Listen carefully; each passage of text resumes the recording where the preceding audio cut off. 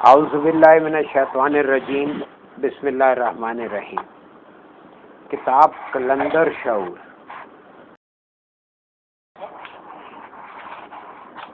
صفحہ نمبر 104۔ اس کا ٹاپک ہے نیابت اور خلافت۔ یہ لفظ نیابت اور خلافت، اس کو ذرا پہلے سمجھ لیں تو پھر یہ جو حضور مرشد کریم نے ارشاد فرمایا وہ آپ کو خود بخود سمجھ آتا چلا جائے گا۔ اللہ رب کریم نے جب کائنات تخلیق کی تو کائنات میں ایک مخلوق کے بارے میں فرمایا کہ میں چاہتا ہوں انی جاعل فی الارض خلیفہ، کہ میں اس کو اپنا خلیفہ بناؤں۔ یہ نیابت اور خلافت کا تعلق کس چیز سے ہے؟ لوگوں نے اختیارات کر دیا، لوگوں نے اسے اتھارٹی کر دیا، نہیں، اصل میں بات کو سمجھنا۔ یہ جو نفخت فیہ من الروحی، اللہ نے انسان کے اندر ایک صلاحیت پھونکی کہ وہ اللہ کی بات کو سمجھے۔ دیکھیں، جب تک ہم اللہ کی بات کو سمجھنے کے قابل نہیں ہوں گے، اس کے کاموں کو نہیں سمجھیں گے، اس کے نظام کو نہیں سمجھیں گے، تو ہم اللہ کو کیا سمجھیں گے؟ اور اللہ کو سمجھیں گے تبھی ہم اللہ کے نائب بن سکیں گے۔ خلیفہ کا مطلب ہے بات سمجھنے والا۔ اب دیکھیں نا، حضور مرشد کریم نے جس کو خلیفہ مجاز مقرر کیا وہ کون بندہ ہے؟ ظاہر ہے کہ وہ بندہ ہے جو اتنے عظیمیوں میں سے اس قابل ہے کہ حضور مرشد کریم کی بات کو وہ اس طرح سمجھتا ہے جس طرح حضور چاہتے۔ یعنی کہ اگر انسان اللہ کی نیابت یا اس کی خلافت کا اہل ہونا چاہتا ہے تو نمبر 1، یہ تمام صلاحیتیں اللہ نے اس کے اندر رکھ دی ہیں، اسے حاصل نہیں کرنی، اس نے ان کو بیدار کرنا ہے اور ان تک رسائی حاصل کرنی ہے۔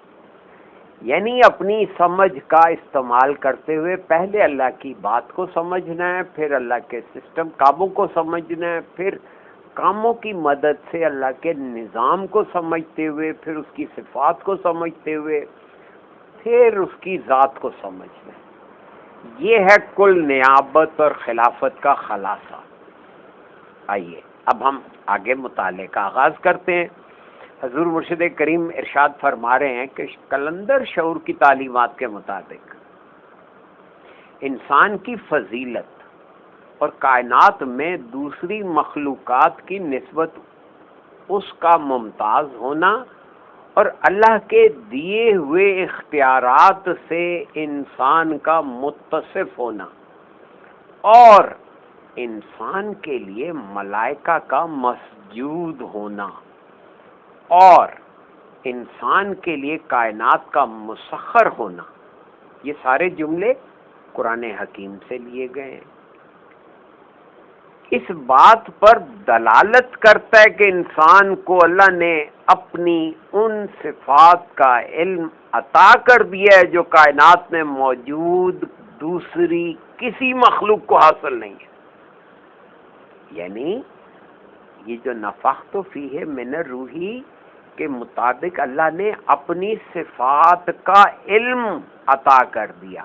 غور کریں اس لفظ پہ، صفات تو سب کے اندر ہیں، ساری مخلوقات اللہ کی صفات کا مظاہرہ ہے، لیکن ان صفات کا علم صرف انسان کو عطا کیا، اور وہ علم جو اللہ نے اپنی صفات کا علم انسان کو عطا کیا ہے وہ کائنات میں موجود دوسری کسی مخلوق کو حاصل نہیں ہے۔ یہ ہے وہ شرف، یہ ہے وہ فضیلت، یہ وہ علم ہے جس کو جان کر پڑھ کر کوئی بندہ کائنات میں اپنی ممتاز حیثیت سے واقف ہو جاتا ہے۔ دیکھیے یہاں پہ لفظوں کا استعمال اور کیا سلیقہ ہے۔ کائنات میں اپنی ممتاز حیثیت سے واقف ہو جاتا ہے پوری کائنات میں دیکھیں نا ہمارا وجود کتنا ہے، پوری کائنات میں جس میں کتنے لاکھوں کروڑوں کہکشانی نظام ہیں، پھر ان کہکشانی نظاموں میں آگے اربوں خربوں سورج ہوتے ہیں، پھر اس ایک سورج کے دائرہ اختیار میں یا اس کے گرد اس کے دائرے میں 8 9 12 13 سیارے گردش کرتے ہیں، ان میں سے ایک سیارہ یہ زمین ہے۔ غور کریں تو اس زمین پہ میری اور آپ کی حیثیت کیا ہوئی؟ بہت ہی معمولی۔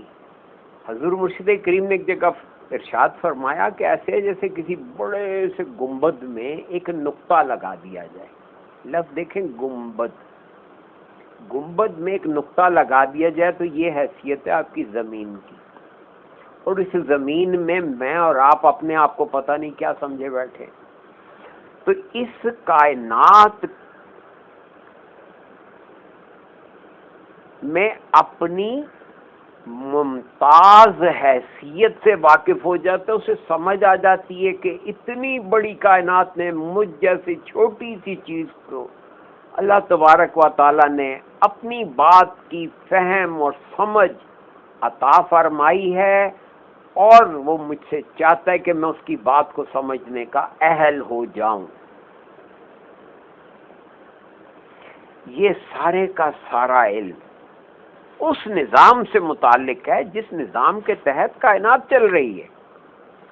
ایک صاحب علم بندہ اس بات سے واقف ہو جاتا ہے کہ سورج کیا ہے، جس سورج کو ہم باہر دیکھتے ہیں یہ اصل میں کیا ہے، یہ وہ سورج نہیں ہے جو اصل میں یہ ہے۔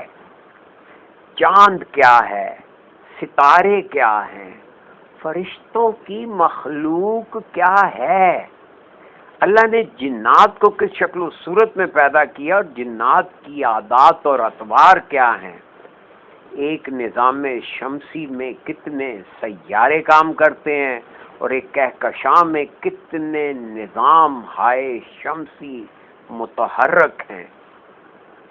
یعنی اس کا ذہن اتنا وسیع ہو جاتا ہے کہ وہ پورے کائناتی نظام کو بھی دیکھ رہا ہے، اور ساتھ میں اتنا باریک بین ہو جاتا ہے کہ اس کائناتی نظام میں کام کرنے والا ایک ایک ذرہ اس کی سمجھ میں آتا ہے کہ ذرے کی موجودگی کا کیا مطلب ہے، کیوں اللہ نے اسے وجود بخشا ہے۔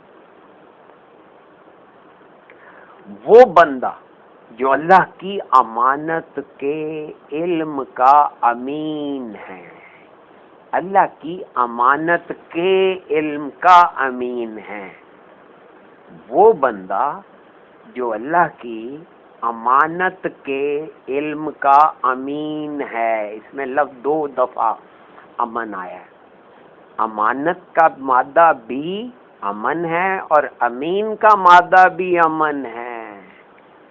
یعنی وہ بندہ جو اللہ کے ساتھ سنکرونائز کر جاتا ہے، اللہ کی بات کو سمجھنے کا اہل ہو جاتا ہے، اس کے اندر امن، سکون، شانتی اتر جاتی ہے۔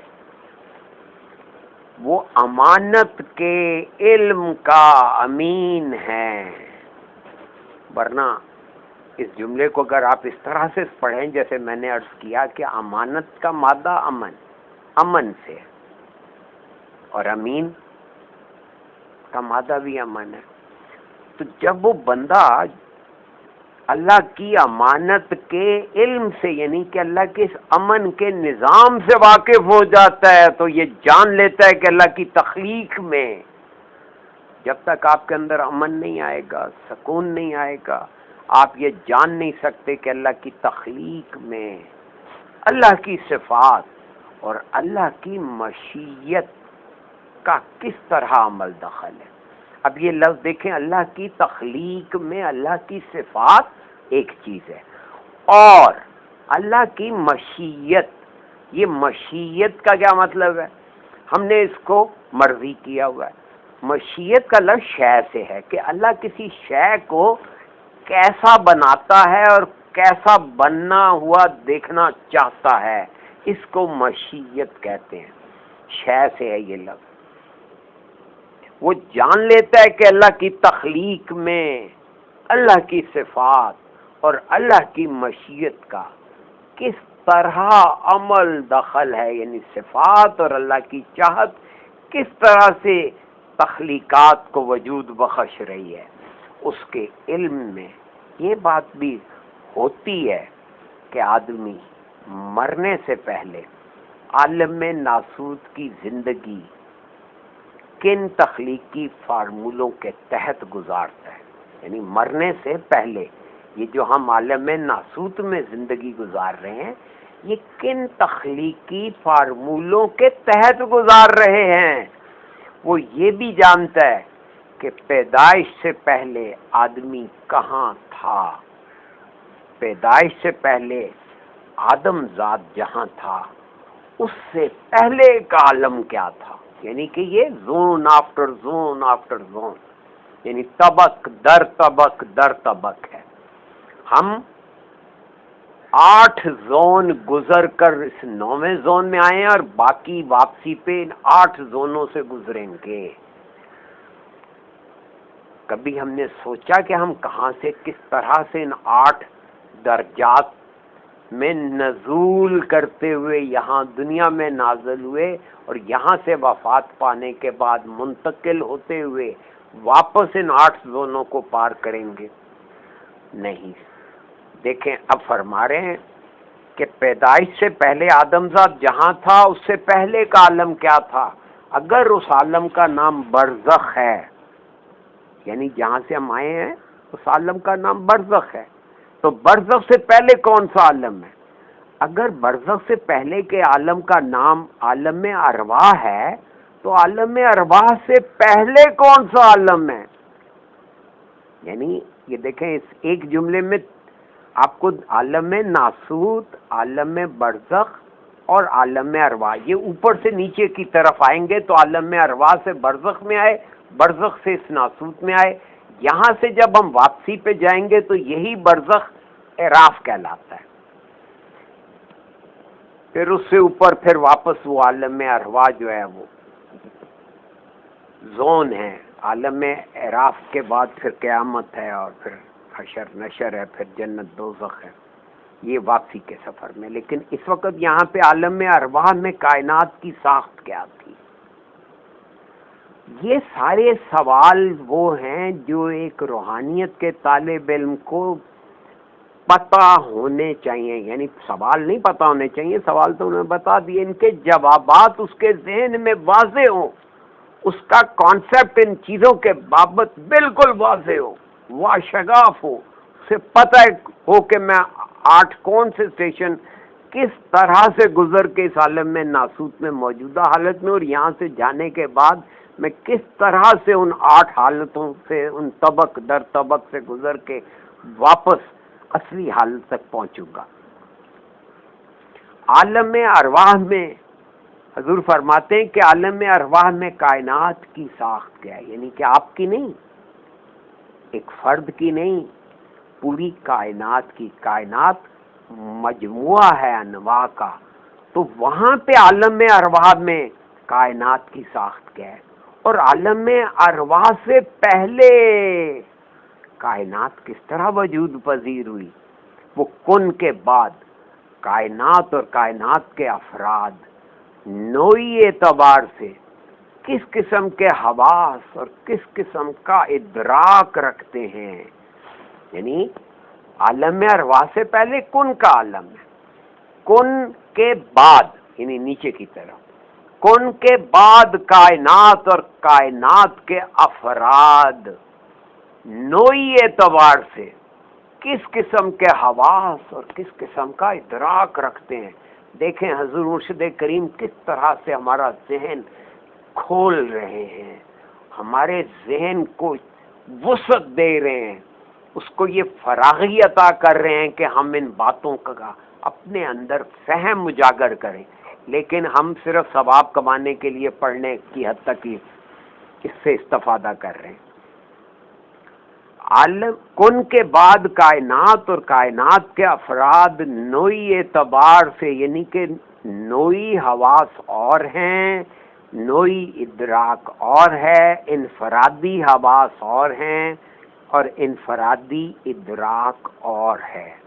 یعنی اللہ کے ذہن سے کائنات بنی، کائنات کے بعد انواع بنی، پھر انواع کے افراد ہیں. تو یہی حواس اور ادراک جو ہے نیچے افراد تک تقسیم ہو رہا ہے. افراد کائنات کی حیثیت میں، افراد کائنات کی حیثیت کیا تھی؟ یعنی کن سے پہلے افراد کائنات کی کیا حیثیت تھی؟ وہ نوعی اور کائناتی شکل میں اللہ کے ذہن میں موجود تھے. اور یہ بات بھی اس کے علم میں ہوتی ہے کہ پیدا ہونے کے بعد سے قیامت تک کی زندگی کن ضابطوں پر قائم ہے. پیدائش کے بعد آپ اس دنیا عالم ناسوت میں، پھر عالم اعراف میں، پھر قیامت کے حواس سے آشنا ہو کے پھر اوپر جاتے ہیں. تو یہ فرما رہے ہیں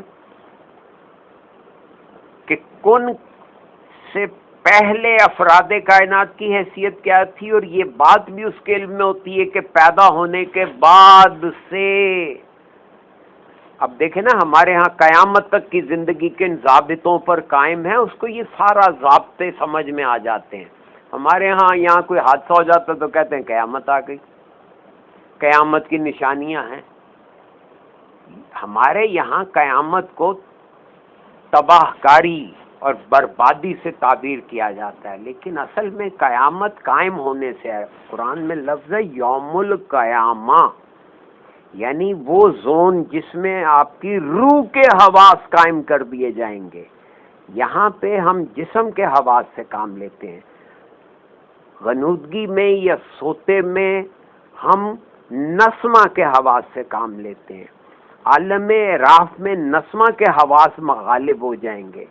پھر اس کے بعد قیامت کا زون جب شروع ہوگا تو ہماری روح کے حواس قائم ہو جائیں گے. یہ سارے کانسیپٹس واضح کرنے ضروری ہیں. اللہ کے اس علم کی بدولت قیامت تک کی زندگی کن ضابطوں پر قائم ہے. وہ یہ بھی جانتا ہے کہ ایک وجود کے اوپر روشنیوں کے کتنے غلاف چڑھے ہوئے ہیں. اللہ کے اس علم کی بدولت اس کے مشاہدے میں یہ بات آ جاتی ہے. دیکھ لیجئے، مشاہدے سے پہلے علم آتا ہے. اللہ کے اس علم کی بدولت، یعنی اس علم کی وجہ سے اس کے مشاہدے میں یہ بات آ جاتی ہے کہ روشنیوں کے وجود کے اوپر نور کے کتنے غلاف ہیں. پھر نور اور تجلی میں کیا فرق ہے، پھر تجلی اور تدلی کیا ہے. یہ سب علوم اسے اس وقت حاصل ہوتے ہیں جب وہ اس علم سے واقف ہو جاتا ہے جس علم کو اللہ نے اپنی امانت قرار دی ہے. ایسی امانت جو صرف انسان کو حاصل ہے. یہ وہی امانت ہے جس کی وجہ سے انسان اللہ کا نائب اور خلیفہ ہے. نیابت اور خلافت کا مفہوم یہ ہے کہ جس کا نائب ہوتا ہے اس کے اختیارات اسے حاصل ہوتے ہیں. یہاں پہ میں اپنی بات کی تکرار کروں گا، اس کو دوبارہ دہراؤں گا کہ خلافت کا مفہوم یہ کہ جس کا نائب ہوتا ہے اس کے اختیارات اسے حاصل ہوتے ہیں. اختیارات سے یہاں کیا مراد ہے کہ اس کو اس بات کی سمجھ ہوتی ہے کہ جس کا میں نائب ہوں وہ چاہتا کیا ہے. اس کو اپنے باس کی بات سمجھ آتی ہے. اللہ خالق ہے اور اللہ کے اپنے ذاتی اختیارات تخلیقی ہیں. تو نائب کو کیا کرنا چاہیے؟ تخلیقی اوصاف کو سمجھنا اور تخلیق کرنا. کیا یہ اس کا کام نہیں ہے؟ ہم نے اختیارات کا ترجمہ محض دوسروں پہ حکمرانی لیا، غلط ہو گیا. اختیار کا لغوی مطلب ہے کسی چیز کو اپنا لینا. ہم کہتے ہیں نا تم نے یہ کیا حلیہ اختیار کیا ہوا ہے. یہاں کے جو نہیں اختیار ہم اس اتھارٹی کے معنی میں استعمال کرتے. تو یہ الفاظ کا جو گورکھ دھندا ہے، اس کو سمجھنے کی دیر ہے، آپ کو ساری بات واضح ہو جائے گی. اللہ کے اپنے ذاتی اختیارات تخلیقی ہیں، یعنی اللہ تخلیق کو اپنائے ہوئے ہے، تخلیقی کام کرتا ہے، تخلیقات کو وجود بخشتا ہے. تو انسان جب زمین پر اللہ کا نائب بنا دیا گیا تو اسے بھی اللہ کے تخلیقی اختیارات منتقل ہو گئے.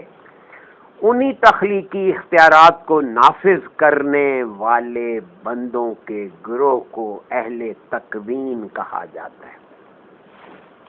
انسان جب زمین پر اللہ کا نائب بنا دیا گیا تو اسے بھی اللہ کے تخلیقی اختیارات منتقل ہو گئے.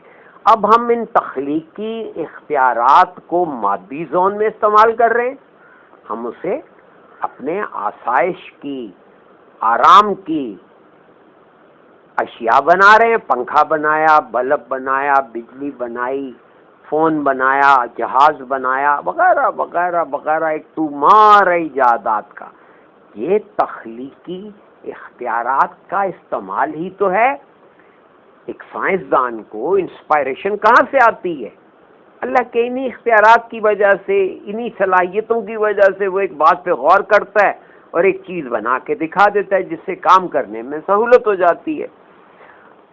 انسان جب زمین پر اللہ کا نائب بنا دیا گیا تو اسے اللہ کے تخلیقی اختیارات منتقل ہو گئے. اور انہی تخلیقی اختیارات کو جب آپ مادی زون سے اوپر اٹھ کے ذہنی سطح پہ اور وہاں سے اوپر اٹھ کے روحانی سطح پہ استعمال کرتے ہیں، سیکھ جاتے ہیں، تو آپ اللہ کے ان بندوں کے گروہ میں شامل ہو سکتے ہیں. ہو نہیں جاتے، ہو سکتے ہیں، جس کو اہل تکوین کہا جاتا ہے. اہل تکوین کا مطلب ہے اس طرح سے کام کرنا جس طرح سے اللہ کام کروانا چاہتا ہے. اگلا ٹاپک ہے آدم اور ملائکہ. اب اسی بات کی وضاحت فردر حضور مرشد کریم اس ٹاپک میں فرما رہے ہیں کہ آدم اور ملائکہ کا بنیادی فرق کیا ہے. آدم کو اللہ نے اپنا نائب بنایا، ملائکہ کو کہا کہ اس کو سجدہ کرو. غور کریں، اللہ نے ملائکہ سے آدم کو سجدہ کرایا، یعنی کہ وہ ایجنسیز ہیں، وہ کام کرنے والے روبوٹس ہیں جن سے اللہ جیسے چاہتا تھا کام لے رہا تھا. اللہ نے ان سے آدم کو سجدہ کرایا، یعنی آدم کے سامنے انہوں نے خود کو سرنڈر کر دیا، سبمٹ کروا دیا اللہ نے ان سے کہ تم نے اس کی بات مانی. اور ہم پتہ نہیں ان کو کیا درجہ دیے بیٹھے ہیں، آدم اور ملائکہ. اللہ نے آدم کو علم الاسماء سکھایا. اب یہاں پہ فرق سمجھیں، نفخت فیہ من الروحی، اللہ نے کچھ صلاحیتیں پھونکی، پھر علم الاسماء سکھایا. یعنی وہ جو صلاحیتیں اللہ نے انسان کے آدم کے اندر پھونکی تھیں، ان کے استعمال کا کرینہ اور سلیقہ سکھانے کا نام ہے علم الاسماء. یعنی اس علم کا نام جو ان صلاحیتوں کو جو اللہ رب کریم نے اپنی روح میں سے منتقل کی، پھونکی ہمارے اندر، ان کے استعمال کے علم کا نام علم الاسماء ہے. حضور مرشد کریم ارشاد فرما رہے ہیں، ذرا دیکھیے کہ اللہ نے آدم کو علم الاسماء سکھایا، سکھا دیا، یعنی اپنی صفات کی حقیقت سے آدم کو آشنا کر دیا. دیکھیں صاف لکھ دیا انہوں نے کہ صفات کی حقیقت سے آدم کو آشنا کر دیا، اور فرشتوں سے پوچھا اگر تم جانتے ہو تو بیان کرو. فرشتوں نے اس بات کا اعتراف کیا کہ ہم صرف اس حد تک جانتے ہیں جو آپ نے ہمیں بتا دی ہے. یعنی تمام آدم کی حیثیت علمی اعتبار سے فرشتوں سے زیادہ ہے. اللہ اور فرشتوں کی اس علم و آگہی کی گفتگو میں 3 ہستیاں موجود ہیں. یہ گفتگو قرآن نے رپورٹ کی ہے، اور اس گفتگو پہ ذرا سا غور کریں تو 3 ہستیاں اس میٹنگ میں نظر آتی ہیں. ایک آدم، دوسری ہستی فرشتوں کی، اور تیسری ہستی خود اللہ کی ذات. دیکھیں، تیسری ہستی خود اللہ نہیں کہا، کیا کہا؟ اللہ کی ذات. آدم اللہ کو بھی دیکھ رہا ہے، اس کے سامنے فرشتے بھی ہیں، وہ اس بات سے بھی واقف ہے کہ اللہ نے جو علم مجھے عطا کر دیا ہے وہ فرشتے نہیں جانتے. نہ صرف یہ کہ فرشتے یہ علم نہیں جانتے، بلکہ وہ اس کا اعتراف بھی کرتے ہیں کہ علم کی اس حیثیت میں جو آپ نے آدم کو عطا فرما دیا ہے، ہم آدم سے کم تر ہیں. جس عالم میں یہ گفتگو ہو رہی ہے اس عالم کو غیب کی دنیا کے علاوہ کوئی دوسرا نام نہیں دیا جا سکتا. پیچھے آپ پڑھ چکے ہیں کہ غیب آپ کے انر کو کہتے ہیں، اس لیے کہ فرشتے غیب کی دنیا کی مخلوق ہیں اور اللہ کی ذات غیب ہے. بس ثابت ہوا کہ آدم غیب میں نظریں رکھتا ہے. یعنی اس بات سے حضور مرشد کریم نے کیا استنباط کیا، کیا نتیجہ اخذ کیا؟ کہ آدم غیب میں دیکھ سکتا ہے. اس کے اندر غیب کو دیکھنے، اس کو سمجھنے، اس کو سننے اور محسوس کرنے کی صلاحیت موجود ہے. اللہ چونکہ لامتناہی ہے، اس لیے اللہ کی صفات کا علم بھی لامتناہی ہے، یعنی اس کی کوئی حد نہیں ہے. یعنی آدم کو اللہ نے جو علم عطا کیا ہے وہ بھی لامتناہی ہے. ہم کہتے ہیں ہر چیز کی حد ہوتی ہے، اللہ کے علم کی کوئی حد نہیں ہے، اور اللہ نے اپنے لامحدود علم میں سے جو کچھ بھی انسان کو عطا کیا ہے وہ بھی لامحدود ہے، لامتناہی ہے. یہ علم سمندر ہے جس کا کوئی کنارہ نہیں. جب آدم کی حیثیت فرشتوں سے افضل قرار پا گئی تو کائنات میں موجود تمام انواع و موجودات سے آدم افضل ہو گیا، اس لیے کہ آدم کے پاس لامتناہی صفاتی علم ہے. صفات لامتنا ہے، ان کا علم بھی لامتنا ہے، تو یعنی اس کی کوئی حد نہیں ہے. اللہ کی صفات کیا ہے؟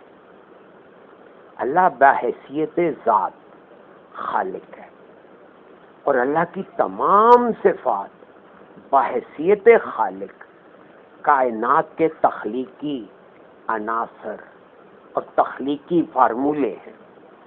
اور یہی وہ امانت ہے جو آدم کو اللہ نے اپنی رحمت خاص سے عطا فرمائی ہے. آدم اور اللہ کی گفتگو میں اگر تفکر کیا جائے تو یہ بات سامنے آ جاتی ہے کہ نوع انسانی کے علاوہ اور بھی مخلوق ہیں، جن میں سے ایک کا نام فرشتہ ہے اور دوسری مخلوق کا نام جن ہے. ہم نہ جنات کو دیکھ سکتے ہیں اور نہ فرشتوں کو دیکھ سکتے ہیں. تو جنات اور فرشتوں کی دنیا سے ہم اس لیے متعارف نہیں ہیں کہ ہم اس امانت سے بے خبر ہیں جو اللہ تعالیٰ نے اپنی رحمت خاص سے ہمیں عطا فرمائی ہے. میرا خیال ہے یہاں رک جاتے ہیں.